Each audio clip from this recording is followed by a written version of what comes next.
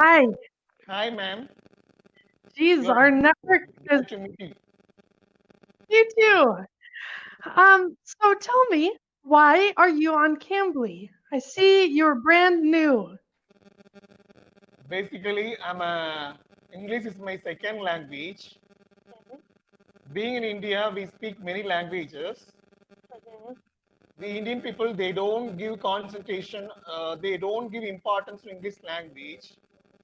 Hmm, So hence, interesting. we are suffering to improve our language skill. Okay. Now, And I would oh, like to improve my language. why are you looking to improve your English? Is it for a specific job or school or something? Job and my profession as well. I'm a physiotherapist and psychologist, and I'm a Okay. teacher also now. I teach English to the kids. Okay.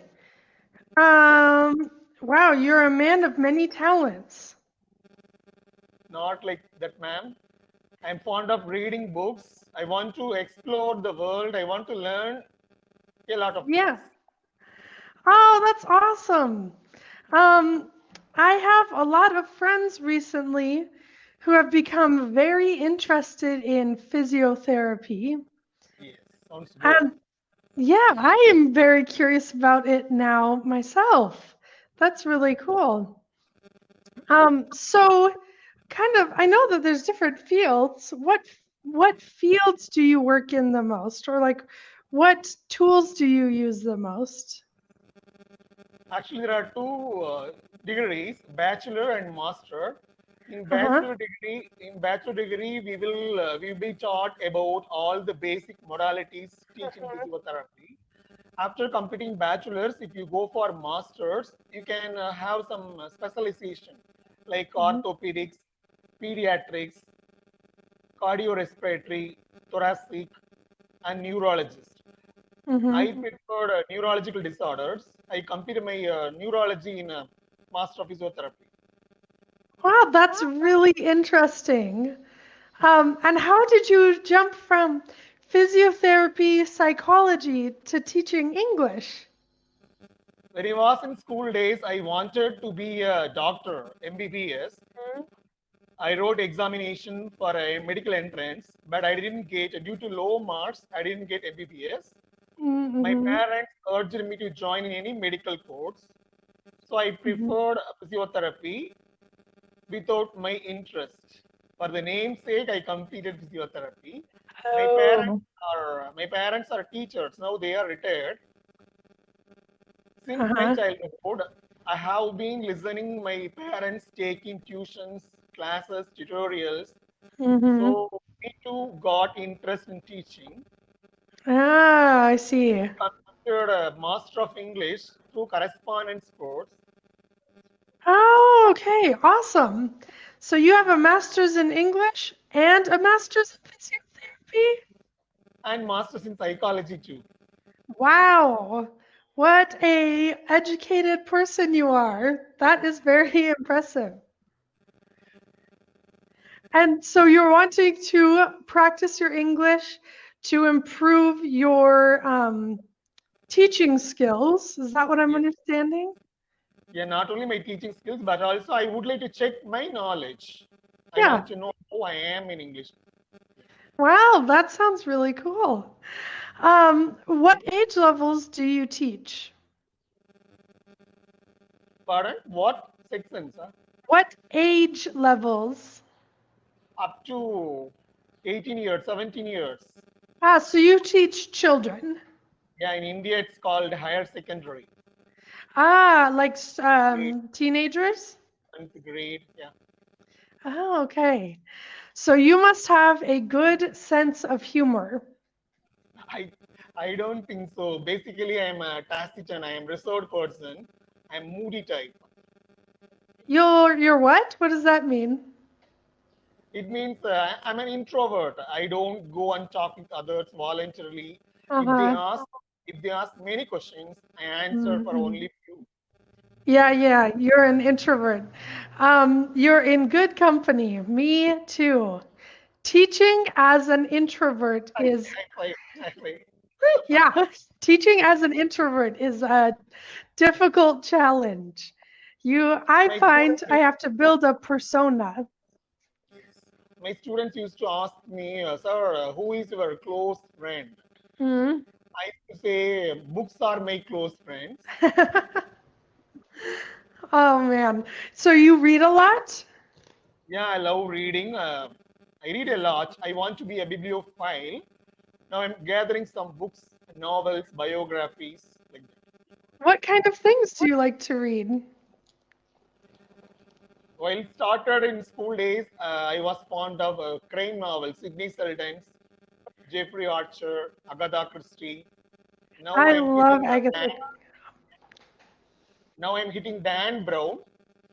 Oh, so you like mystery? Since March, I have been reading Gone with the Wind. It's a classic Oh novel. yeah, yeah. Nice. Um, I love Agatha Christie, and I love her life is very interesting too. Have you heard about her? Yeah, I have heard about, but I forgot now.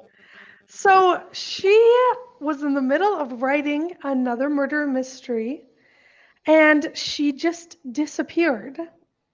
She was there one day and gone the next, and nobody knows where she went, what happened to her, if she's dead or alive, nothing. She just was gone.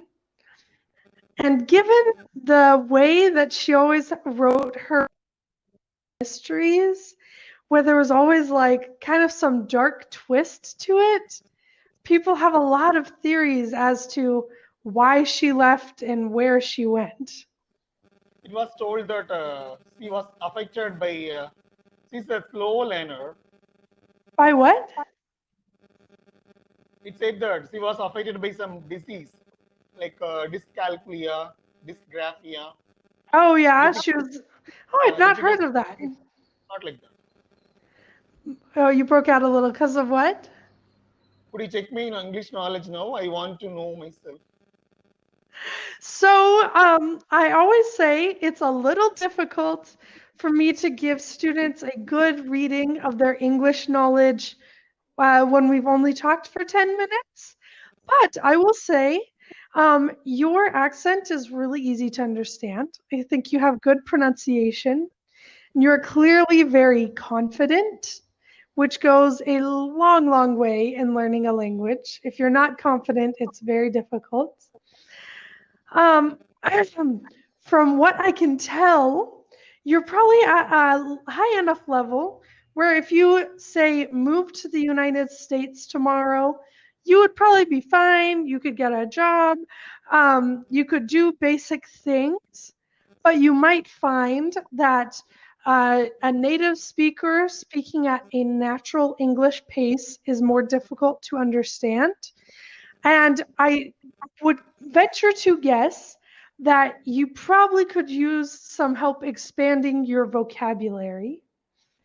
Um, I think at the fluency level you're at, the really big important thing to do is to just get more words and start understanding idioms and phrases better. Yeah, I love Um, idioms and phrases too. Could you check me knowledge? Could you ask me some questions whether I want to, whether I know or not? I want to check. um, sorry. So what do you mean?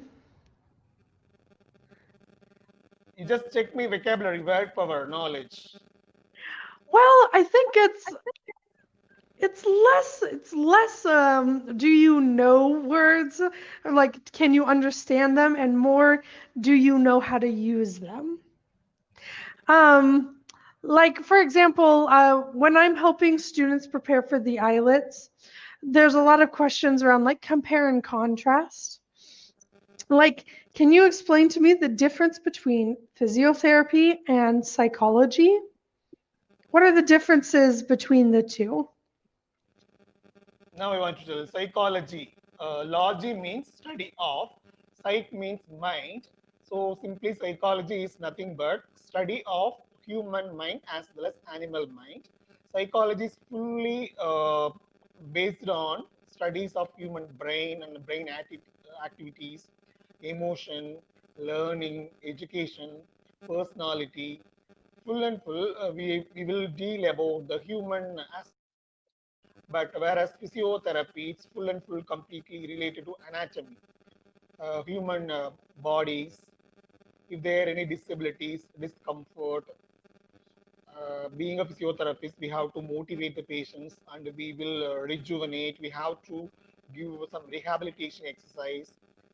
So, being a psychologist and a physiotherapist, I have the great opportunity to deal the patients either mentally and physically. Mm-hmm. Unfortunately, I love fond of teaching now, so I quit my physiotherapy job. Yeah, it just was easier to ask you to compare those two versus teaching. Otherwise, I would have asked you about teaching. Yeah, so I think if you were to continue on with me, I would suggest working in these. I'm so sorry, you're catching me with a bug in my throat. I would suggest working on these advanced conversation topics.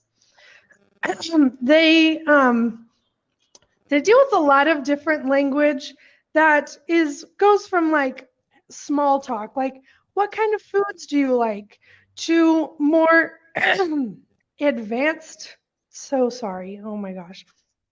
To more advanced, more nuanced conversation, like how do you raise children? What are your perspectives on raising a child?